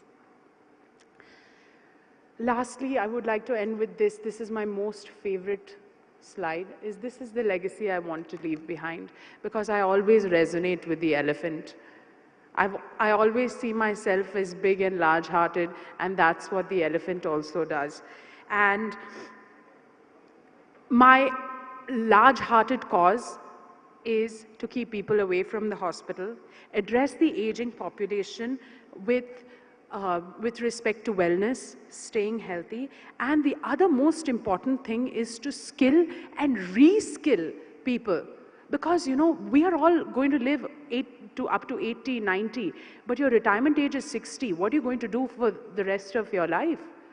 So reskilling and making people more relevant is something that we need to concentrate on. Relevance plays a lot with human dignity. I see it in the number of senior care homes that we take care of. By the way, the Apollo Foundation takes care of 300 senior care homes across the country today, and all we try to do is to try and find these people some relevance and to live, actually. So this is what my whole presentation was about, and I really think that the beauty of elephants is that they flourish in herds, and we also should do that. None of us are loners. Strength is in community, and let's all grow as a nation towards building a much better work atmosphere, because we spend more time at work than at home, actually. Thank you.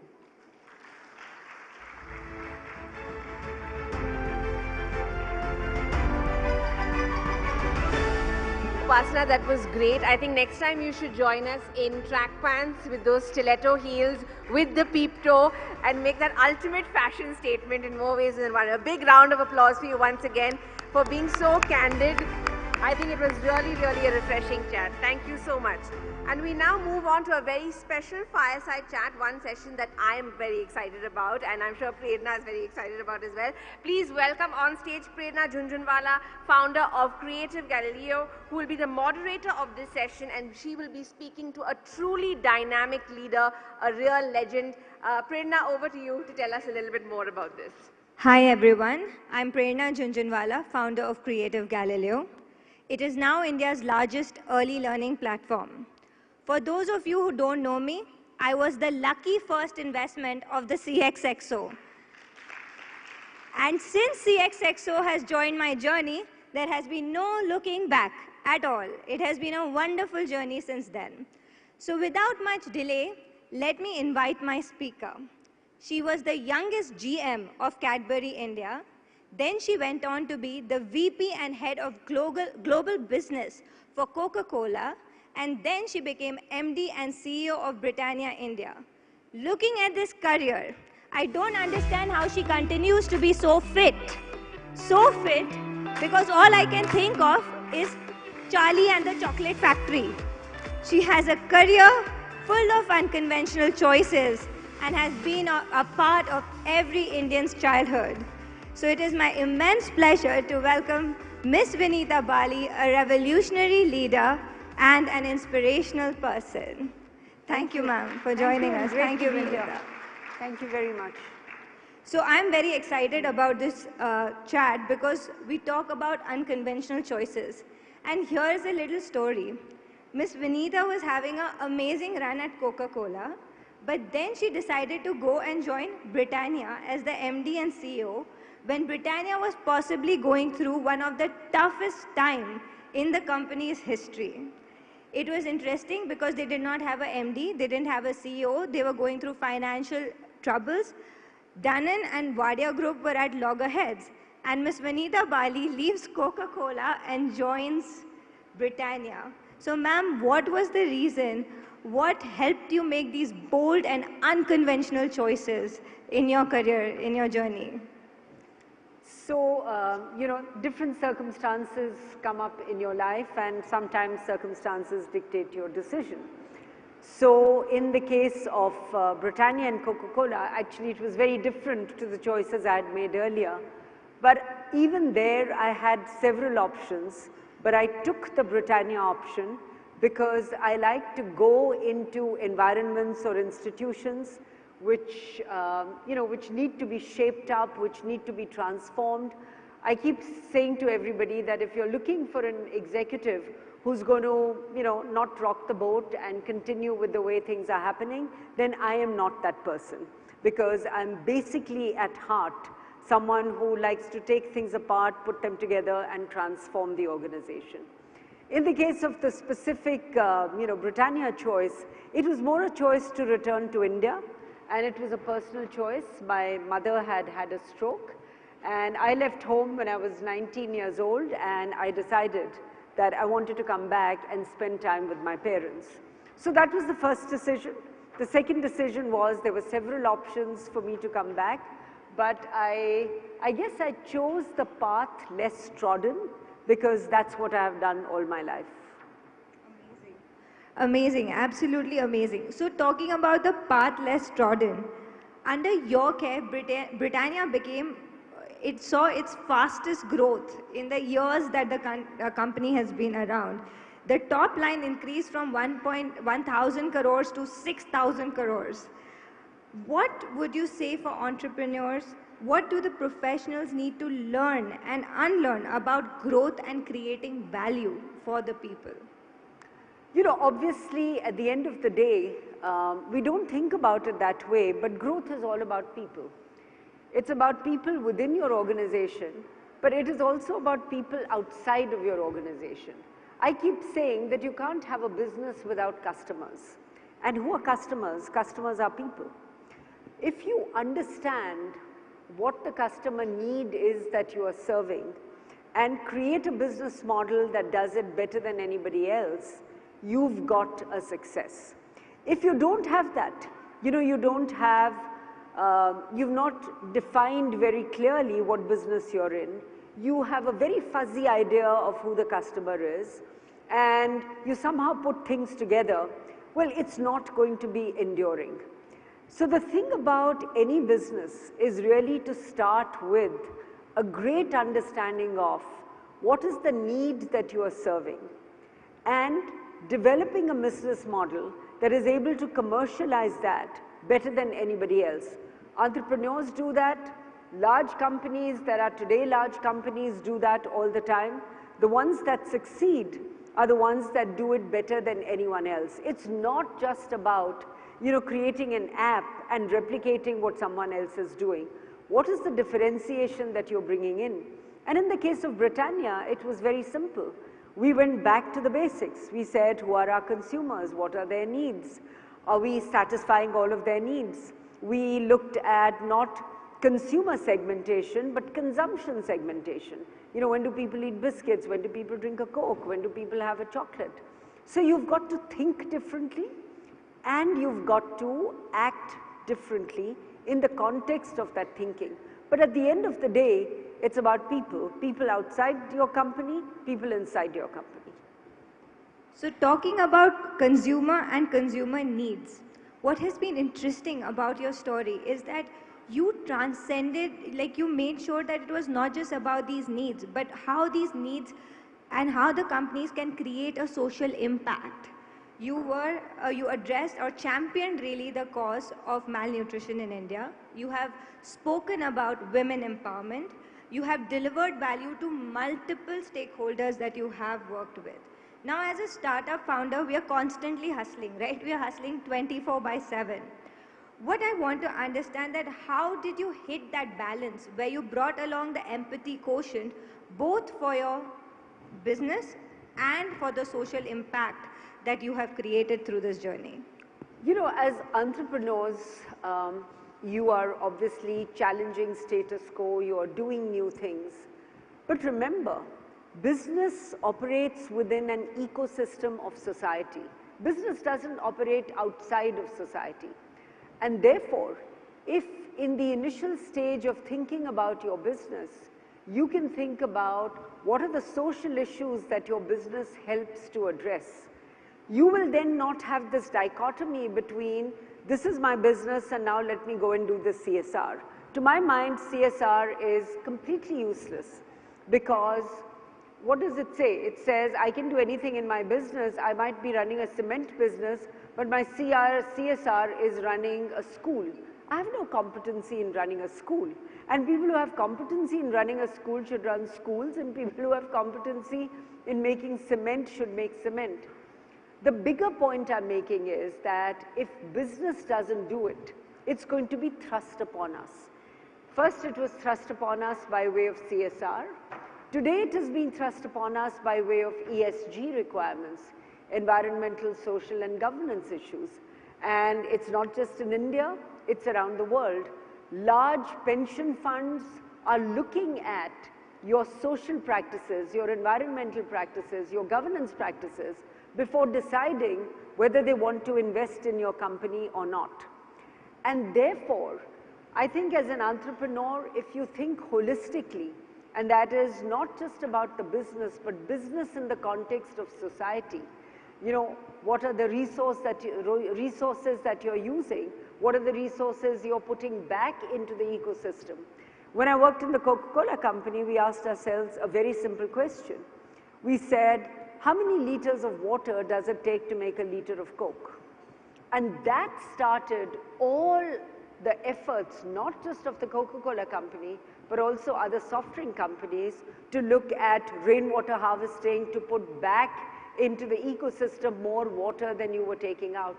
Only then can we have balance in our society and balance in our environment. So that was about work. Now I want to take this a little bit more personal. I've seen so many conversations and so many speeches of yours where you talk about that your left brain came from your father and your right brain came from your mother. So my question to you is, how did these childhood experiences forge you into the person you are today? Like, what were those pivotal moments in your childhood that, you know, made you take these choices and made you the person you are today? You know, I think it works differently for everybody. We are all temperamentally different. But I do believe that growing up in an environment which encourages variety, which encourages eclectic choices, you know, which makes you sensitive to the arts, to film, to drama, to music, to travel, to looking at birds and animals and so on, I think makes you a better human being, because at the end of the day, we are not robots. Our work is not measured only by productivity. Our work is measured by relationships. Our work is measured by how we make people feel. You know, it's like, why am I forgetting her name? And Maya Angelou said that, you know, people will forget what you say. People might even forget what you did, but people will never forget how you made them feel. So I do think that we cannot and should not isolate business from community, isolate business from society, because business is part of the ecosystem of societies and communities in which all of us operate. We are responsible for our employees, we are responsible for their well-being, we are responsible for what we promise to our customers. How can we do that without having empathy and understanding towards people and their issues and the longevity of this beautiful planet that we've been given, but we choose to ignore it, you know, for a variety of reasons. Look at what happened in Bangalore recently. You know, why should there be floods in a city like Bangalore? We had 200 lakes in Bangalore 60 years ago. We have less than 56 or 57 functioning lakes. Now, when you think that you can sublimate the environment for your comfort, you know, nature says, I know how to live, perhaps you don't. So, nature has been a motivating factor. It's been something that you have been, you have spoken about it a lot. Talking about your childhood experiences, you talk about how you love to travel and how it, you know, helped with your experiences in your work and in your career. Talking about travel, and this was the most interesting thing that I saw in when I was reading up more and more about you, is that at a time where men don't go and live in Nigeria, at a time when you were having a great stint in India, being the GM Cadbury India, you decided to take up a role in Nigeria with Cadbury. To me, that was a incredible shift. I mean, you've worked in 5 continents, you've worked with so much diversity in so many different cultures. What is that one thing that you find is so different between men and women across all these geographies, and you find that is different in men and women in India, and how the relationship in a corporate structure goes when it comes to decision making. So you've asked many questions in that one question. So let me attempt to answer them. So how do we make decisions, and why do we make decisions when we make them? A decision which is good for me may or may not be the best decision for you. So I ask myself 3 questions every time I'm confronted with a choice. And this is a choice on career and what to do. So the first is that, will I learn something from this? The second is, will I be able to contribute to this opportunity that is coming my way? And the third is, will I have fun doing it? And if the answer to all 3 is a yes, then that's a great decision. I also have a sense of adventure, which you may have gleaned by now. I don't like status quo. I like a challenge. I like to, go into situations which are, for whatever reasons, are in need of transformation, are in need of rethinking, are in need of re-energizing themselves. And I think I do best under those circumstances. So Nigeria was part of a leadership journey I was on in Cadbury's. It was the last part of the stint. We were working with INSEAD. We had, some, working sessions in INSEAD. And then there was this experience where they wanted to test how well you would do in a different environment. Now, I had worked with Cadbury's in the UK before that, but it was at a much junior level. This was on the board of Cadbury Nigeria as the Director of Marketing and Sales, so I decided to take that challenge. And I had a great time. It was a very, very successful year. We turned the company around hugely, and internally within Cadbury, I got to be termed as the turnaround expert, which is when I was sent from, and I decided to go from Nigeria to South Africa. And I lived in South Africa for 2 years in 93, 94. I was the first ever professional from India, man or woman, to go and work in South Africa, because South Africa was just so new to everybody. Everybody had left South Africa during apartheid. So going there, understanding again the people, the culture, what needs to be done, creating the systems and processes and the foundation for the business was very, very satisfying. You asked another question, which is, this whole discussion we keep having about gender and men and women. I've said it before and I'm saying it again. We've got to take gender out of any discussion. Because we keep discussing it so often, it keeps coming up.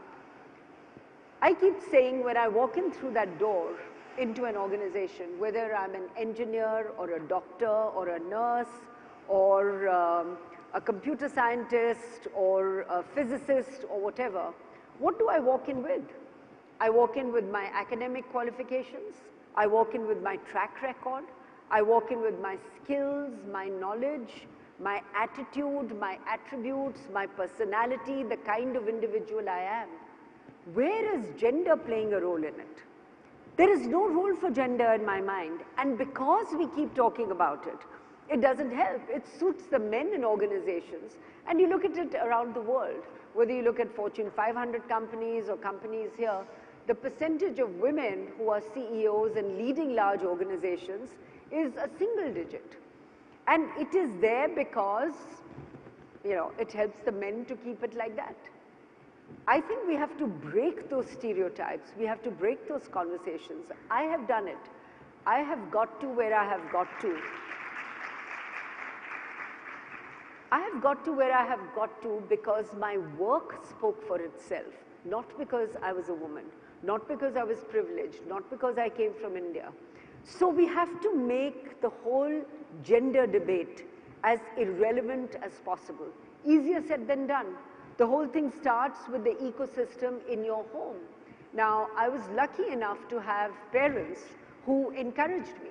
I remember when this Nigeria thing came up, my parents were visiting me in Bombay, and I said to them that, all of this is happening, and I've been asked if I would like to go to Nigeria. So they just looked at me, they said, would you like to? I said, yes. And they said, okay. And that was that. And then, from there I went to South Africa and so on.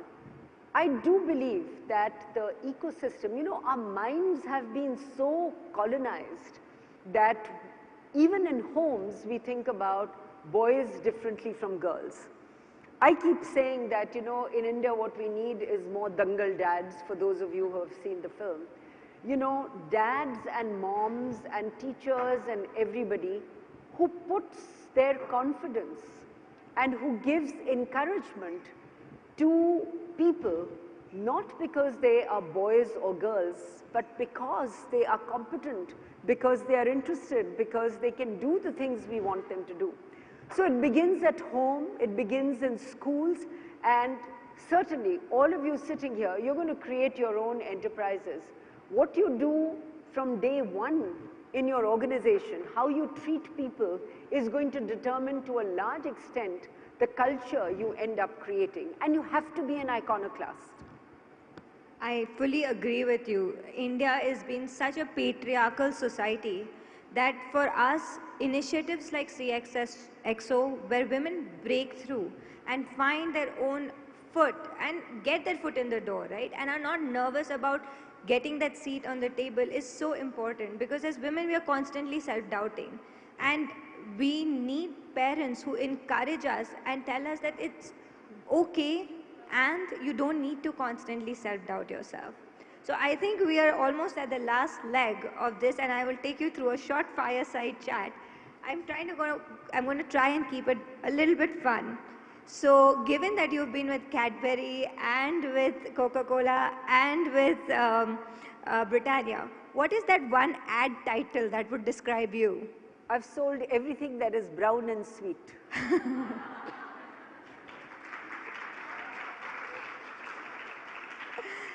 So my second question to you is, which one movie depicts you? You think that I should have been in that movie, right? A movie title maybe that talks about your journey.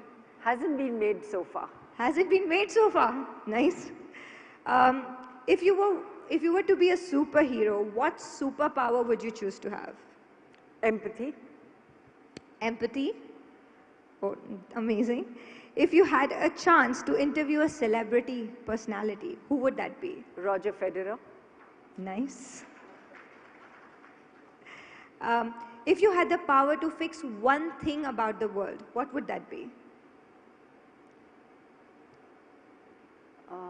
Compassion and empathy, in men especially, and in women. Nice. So with this, I come to the end of our fireside chat. And given that we are so many young entrepreneurs here, so many young women leaders, one message that you would like to give out to everybody over here and to inspire us as we start our own journey of entrepreneurships. Believe in yourself, listen to what others are saying, but you don't have to do what they are saying to you. I think if you operate with conviction and you operate with authenticity, all of you are smart, I take that as a given. But operate with conviction and with authenticity. And remember, you are you're going to create an ecosystem that is going to make our world a better place to be. So don't lose that confidence. And, if you come across any hurdles, I want to just end with what I thought are beautiful words by Amelia Earhart, who used to fly. Somebody asked her, what is so great about flying? And she said, when you're 30,000 feet in the air, you only see horizons, not boundaries. That's what you've got to do. Thank you, Vinita. Thank you. And I hope that all of us at CXXO can take some inspiration from her journey. Thank you so much. Thanks. And thank you for your time.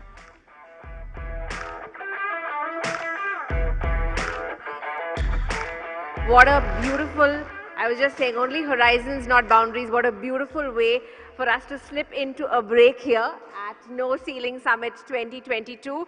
We've got a lot of exciting things lined up for you. We have Malika Dutt Sadani, founder and CEO of the Moms Co, delivering a session. There are a lot of master classes for you in the break on the art of building a successful team. We have Angie Dhawan speaking on Best Face Forward, makeup and power dressing.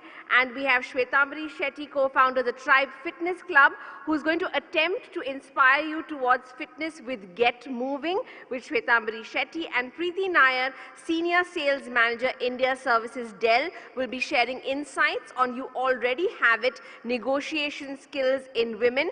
And just to let you know, Get Moving doesn't mean you literally have to get moving. It's a master class. You don't actually have to do some exercise, though if you feel like it, you're most welcome to. And we also have a textile expert from Nalli Saris as well as a stylist who's going to help you learn how to tie a sari in 5 minutes or less. So there's a lot of stuff going on, plus of course coffee, snacks, and some wonderful conversations as well. We'll see you back after an hour. Enjoy yourselves, please, and thank you so much.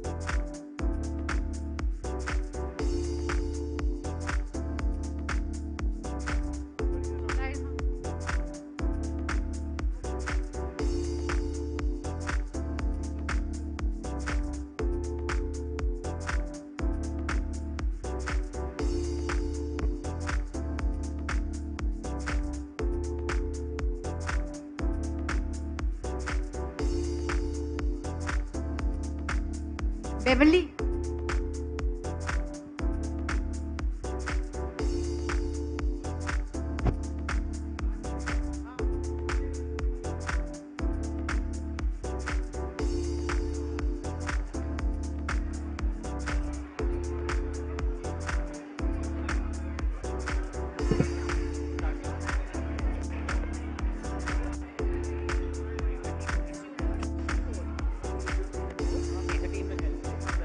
Okay. All right. Yeah. Okay. Excuse me. If I could have everyone's attention, please. Hello, everyone. Could I just have your attention for 1 second? I'm sorry to interrupt your coffee and conversations. Too loud? Oh, it's not audible apparently. All. Everyone, could I have your attention for just 1 second, please? Sorry to yell and interrupt your coffee and conversations, but our master classes will be beginning in just 10 minutes. Studio 2 and 4, you have to take the escalator up to Studio 2 and 4. Our on-ground team will help you. In 10 minutes, the master classes will be starting. Please go back to your chats. Coffee and conversation sounded so much better. Thank you, everyone. Thank you. Sorry for interrupting. Listen, can you tell me who Kanika is? Yeah, Keshav. Hi, Natasha. How are you? Hi, how are you? Where is Kanika? Okay, I will bring you back.